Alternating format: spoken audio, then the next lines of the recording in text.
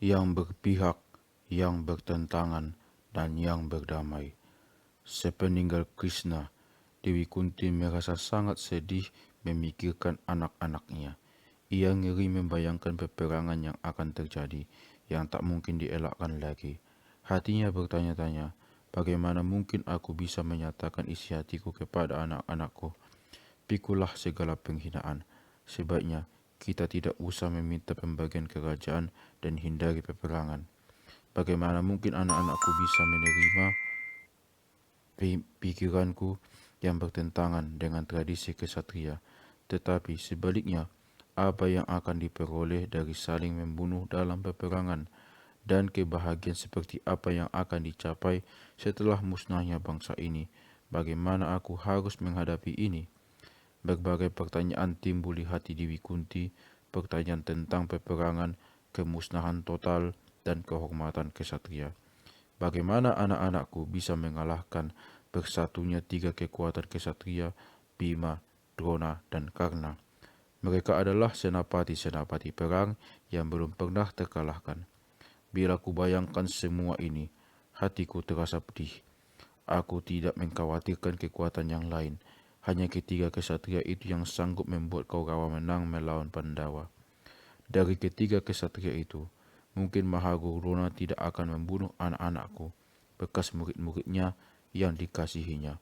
Kakek Bisma tentu tidak akan sampai hati membunuh Pandawa, tetapi karena adalah musuh bebuyutan Pandawa, ia sangat ingin menyenangkan hati Duryodhana dengan membunuh anak-anakku. Karena sungguh tangkas berolah senjata perang, senjata apapun. Bila kubayangkan karena bertempur melawan anak-anakku, hatiku pedih sekali. Sepertinya sudah waktunya aku menemui Karna dan mengatakan kepadanya siapa sebenarnya dia. Kuharap setelah tahu asal-usulnya, ia mau meninggalkan Duryodhana. Maka pergilah Dewi Kunti untuk menemui Karna. Ia pergi ke tepi sungai Gangga, ke tempat Karna setiap hari melakukan pemujaan kepada Dewata. Benarlah, tampak, benarlah, karena tampak sedang bersamadi menghadap ke timur, kedua tangannya tertangkup dalam sikap menyembah. Dengan sabar Dewi Kunti menunggu Karna selesai bersamadi. Sungguh khusyuk bersamadi, hingga Karna tak merasa bahwa sinar matahari telah naik sampai di atas punggungnya. Setelah selesai bersembayang, Karna berdiri. Barulah ia melihat Dewi Kunti menunggu di belakangnya di bawah terik matahari. Segera ia melepas bajunya untuk melindungi kepala Dewi Kunti dari panas matahari. Karena menduga permaisuri Pandu itu telah lama menunggunya. Ia agak bingung menebak apa maksud kedatangan ibu Pandawa itu. Kemudian ia berkata, "Anak Radha dan Adirata, Sais Kereta, menyembah engkau. Wahai Ratu Kuti, apa yang dapat kulakukan demi pengabdianku kepadamu?" Ketahuilah Karna, sesungguhnya engkau bukan anak Radha dan Adirata bukan ayahmu, kata Dewi Kunti. Janganlah berpikir bahwa dirimu berasal dari keturunan Sais Kereta. Sesungguhnya engkau adalah putra Batara Surya, Dewa Matahari. Engkau lahir dari kandungan Prita, putri bangsawan yang dikenal dengan nama Kunti. Semoga engkau diberkahi keselamatan dan kesejahteraan. Saking kagetnya mendengar kata-kata Dewi Kunti, karena terdiam, terpana, tak sanggup berkata-kata. Kemudian Dewi Kunti melanjutkan, engkau dilahirkan lengkap dengan senjata suci dan anting-anting emas. Karena engkau tidak tahu bahwa Pandawa adalah saudara-saudaramu seibu. Engkau memihak Duryodhana dan membenci Pandawa. Hidup menggantungkan diri pada belas kasihan anak-anak Dhritarashtra tidaklah patut bagimu. Bergabunglah dengan Arjuna, dan kau akan bisa memerintah sebuah kerajaan di dunia ini. Semoga engkau dan Arjuna bisa menghancurkan mereka yang jahat dan tidak adil. Seisi dunia pasti akan menghormati kalian berdua. Kalian akan disegani banyak orang seperti Krishna dan Balarama. Dikelilingi kelima saudaramu, kemasyuranmu akan seperti keagungan Brahma di antara para dewa. Dalam situasi kalut seperti sekarang, orang harus menurut nasihat orang tua yang mencintainya. Itulah kewajiban utama setiap anak sesuai dharma dan ajaran kitab-kitab suci.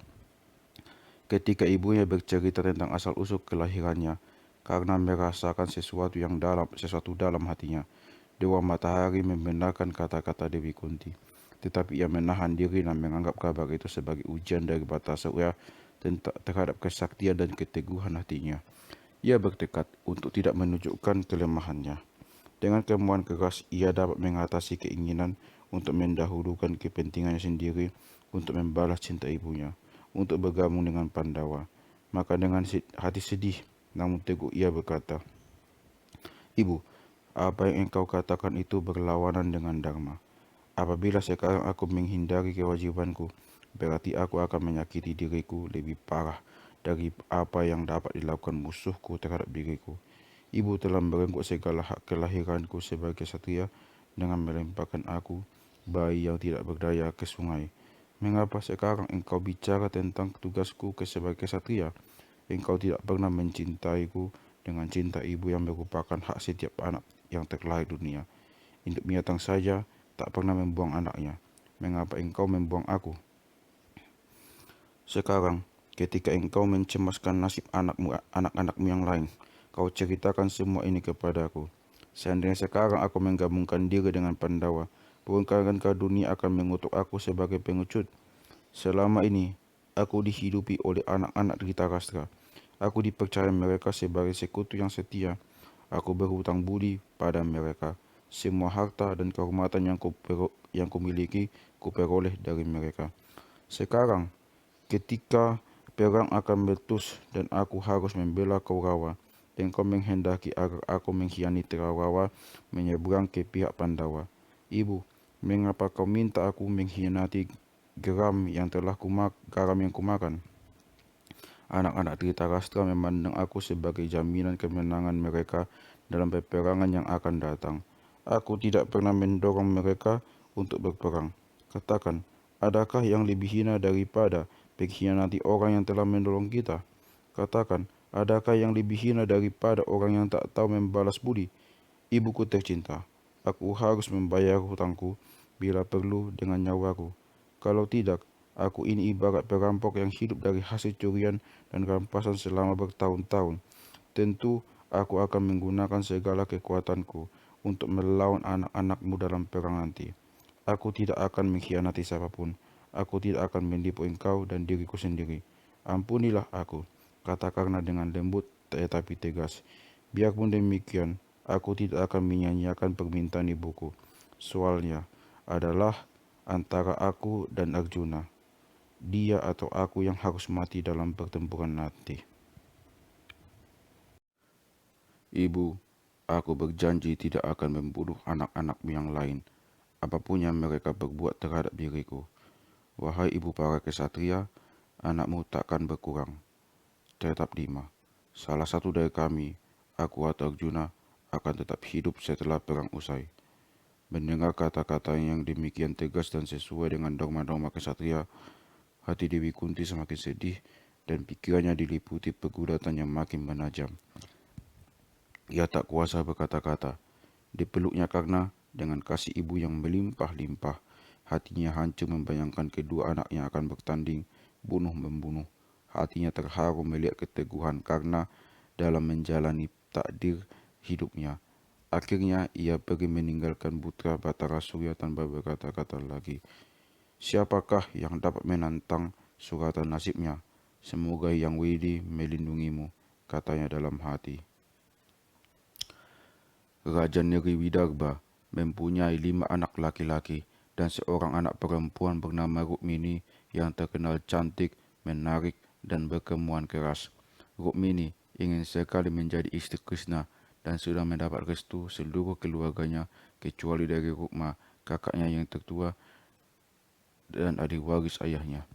Dengan segala cara, Rukma menentang niat Rukmini untuk menikahi dengan Krishna, Raja Negeri Dwaraka, karena ia berniat mengawinkan adiknya itu dengan Sisupala, Raja Negeri Cedi. Karena Bismaka, Raja Negeri Widarbha sudah tua, maka segala sesuatunya diputuskan oleh Rukma.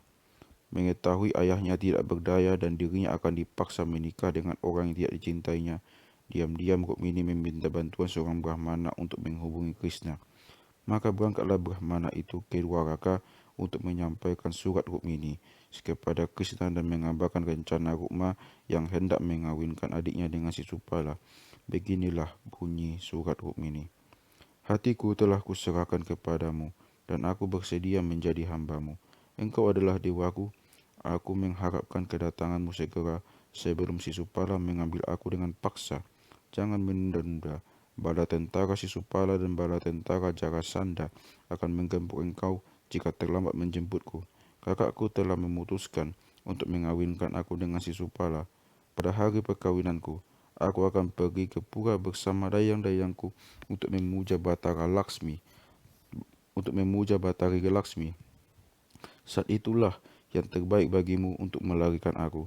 Apabila engkau tidak datang, aku akan mengakhiri hidupku dengan harapan setidak-tidaknya aku bisa bertemu denganmu dengan inkarnasi yang akan datang. Semoga engkau berhasil. Mendengar cerita Brahmana itu dan membaca surat Rukmini, Krishna segera menyiapkan keretanya dan berangkat ke Kundidapura, ibu kota negeri Widarbha. Sampai di sana, dilihatnya Kundinapura telah dihiasi dengan indah dan meriah untuk menyambut upacara perkawinan Rukmini dengan Sisupala. Keberangkatan Krishna yang diam-diam itu diketahui oleh saudaranya Balarama. Ia memang tahu tentang hubungan antara Krishna dengan Rukmini. Ia juga tahu bahwa di Kundinapura sedang dipersiapkan upacara perkawinan Rukmini dengan Sisupala. Ia juga tahu bahwa Sisupala dan Jarasandha adalah musuh bebuyutan.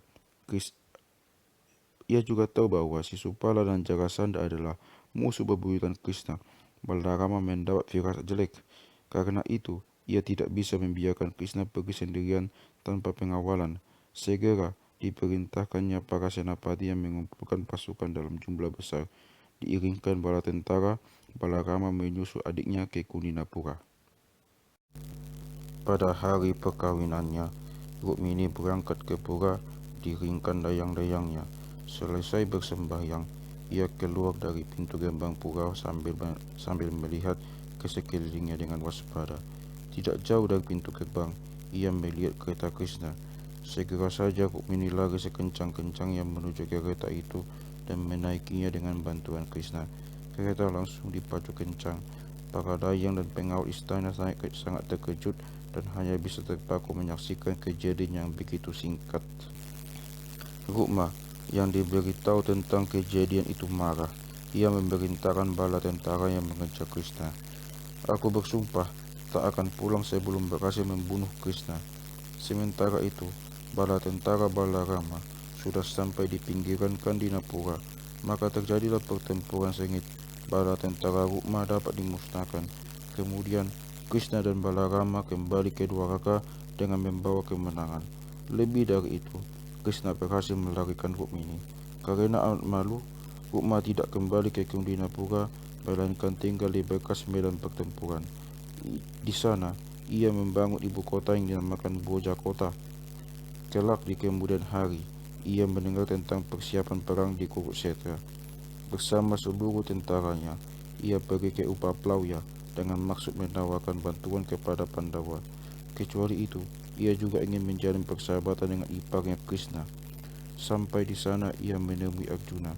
Dengan sombong, ia berkata, "Wahai Pandawa, pada tentara musuhmu sangat besar. Aku datang untuk membantumu. Beri aku perintah, aku akan hancurkan semua musuhmu. Aku sanggup menggempur Drona, Kripa, dan Bhisma.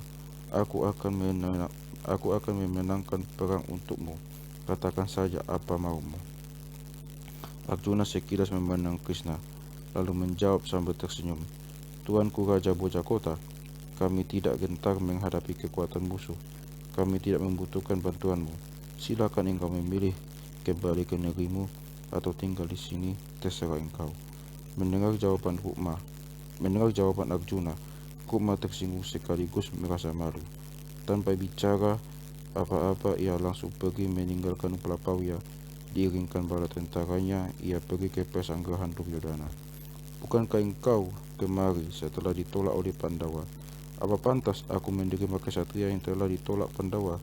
Tidak, aku tidak butuh engkau, jawab Duryodhana singkat dengan nada berang. Kukma sangat malu ditolak oleh Pandawa dan Kaurawa. Akhirnya, ia pergi ke Kota dan menghindarkan diri dari perang besar yang akan berlangsung. Seperti Balarama, ia memilih bersikap tidak memihak. Sikap tidak berpihak seperti itu sebenarnya bisa disebabkan oleh beberapa hal. Misalnya, karena terdorong oleh keinginan atau ambisi pribadi, karena tidak setuju adanya perang, karena mementingkan panggilan suci dan dharma, atau karena sebab yang lain. Dalam menentukan senapati yang memimpin pasukan perang, setiap orang diteliti dan bicarakan kelemahan dan kekuatannya. Di pihak Kaurawa, pembicaraan sampai ke nama Karna. Selama ini, tak seorang pun berani menegur Karna yang membanggakan dirinya secara berani. Semua enggan untuk berterus terang memperingatkannya kecuali Bhisma. Karna telah menerima kasih sayangmu, kata Bhisma kepada Duryodhana. Tetapi, aku tidak terlalu mementingkannya.